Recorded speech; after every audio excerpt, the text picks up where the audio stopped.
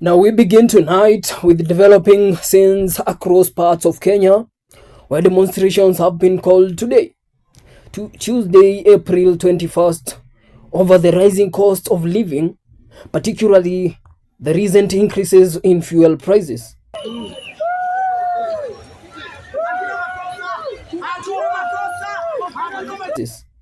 Now the protest, largely mobilized online by sections of the youth, come amid growing public frustrations over economic pressures on households. There's nothing to worry. So far we have arrested 11.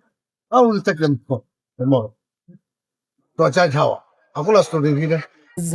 Now tension gripped parts of Nairobi and other towns today as Kenyans responded to calls for demonstrations against the rising cost of fuel and living expenses. Now the protest, dubbed by organizers as potential total shutdown, were largely driven by online mobilization, with many young people expressing anger over recent fuel prices hikes.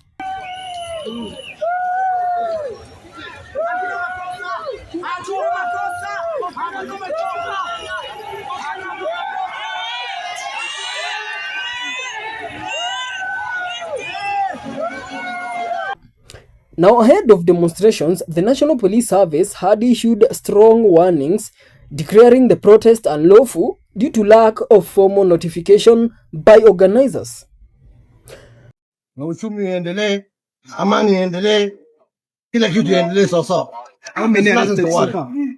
There's nothing to worry. So far we have arrested 11. I will take them tomorrow to a charge hour.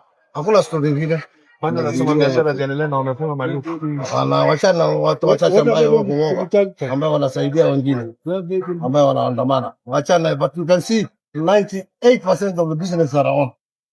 And we are witness to that. Mpende nchi yenu hata nyinyi. Acha yenu kuleta taharuki hata nyinyi. Don't bring fear. Why you bring fear? There's no fear. Everything is good. Authorities emphasized that while the constitution guarantees the right to peaceful assembly, the law requires prior notice and adherence to public order.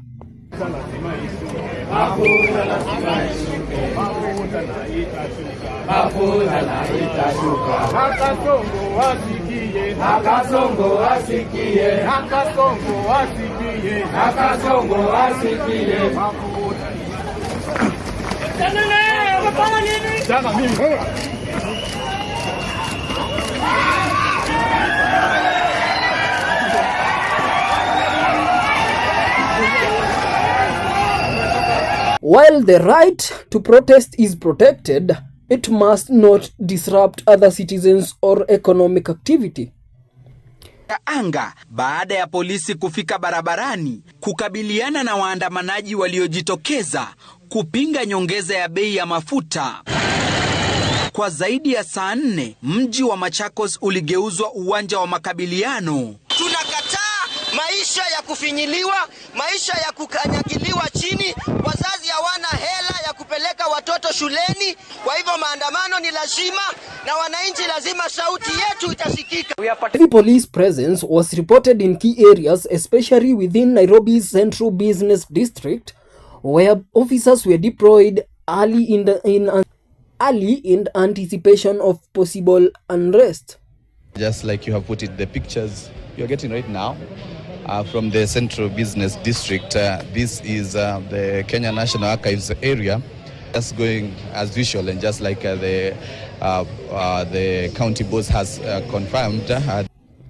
This follows concerns raised by human rights organizations, including Amnesty International Kenya, which urged police to respect citizens' constitutional rights and avoid excessive force during the demonstrations.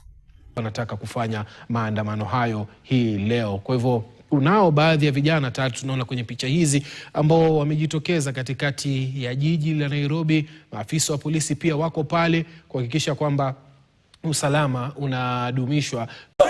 However, early indications suggested a mixed turnout, with reports that momentum behind the protest may have been lower than expected. Some political leaders and civil society groups distanced themselves from the demonstrations, raising questions about the scale and impact of the planned action.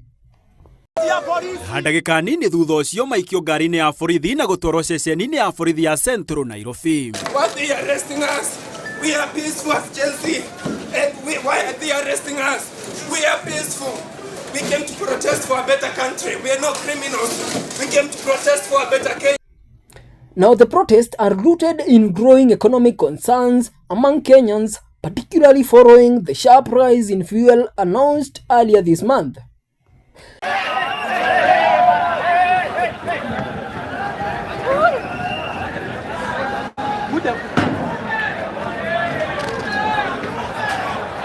The increase has triggered a ripple effect across the economy, pushing up the cost of transport, food, and basic commodities. Rũcinĩ rwa wakerĩ mũciĩ mũnene wa Nairobi, yo gakundi karũrũngani manjirie kũrũrũngana makimenereria kwambatĩra gwa thogora wa maguta. Many Kenyans, the rising cost of living has become unbearable, with citizens calling on the government to intervene and provide relief measures. Ona mũkayo wao nduma mũiganu wa kũmarutha moko-inĩ ma borithi.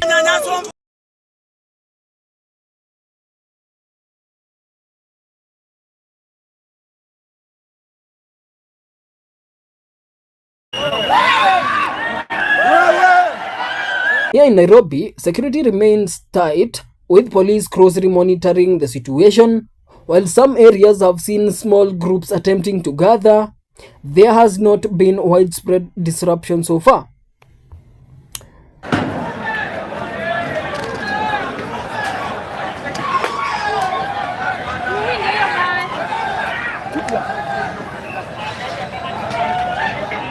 Today's demonstrations also comes against the backdrop of previous mass protests in Kenya, particularly in 2024 anti-tax demonstrations, where youth-led movements took to the streets demanding economic reforms and government accountability.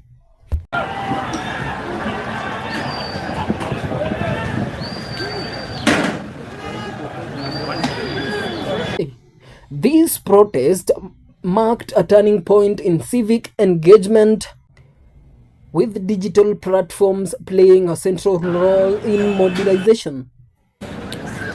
Now, observers say the current wave of mobilization reflects continued frustrations among young people who remain at the forefront of demanding economic and political change. Wa maguta. We are the people. No thutha wa gũkinya nja wa nyũmba ya National Archives, mahithũkĩrwo nĩ maabitha a borithi na kũnyitwo kuona matiuma na marũa ma kũrũrũngana. Rights group have also raised concerns over handling of protests, warning against the use of excessive force and calling for protection of journalists and medical personnel.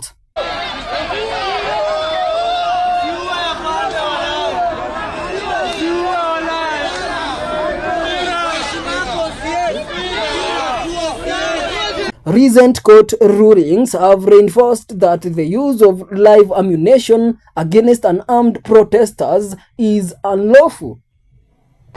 So far, the situation remains fluid, with authorities maintaining a firm stance against any unlawful gatherings. We majamaa, siku ingine msiniambie kuna maandamano na mnajua vizuri sana amkuji maandamano. Sawa? Mimi nimepanda Uber kingia KFC. Sawa? Nikapiga KFC hapo Rekejeke. Niko kadi. Nimefika tao. Mimi expect action bro. Najipata peke yangu.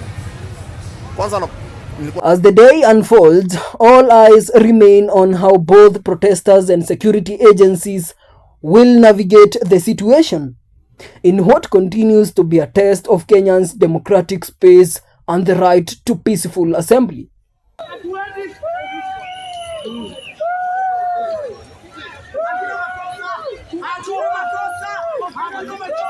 The report underscores the delicate balance between public protest and law enforcement in Kenya today.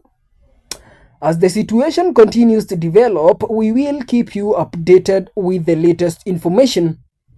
Bye-bye.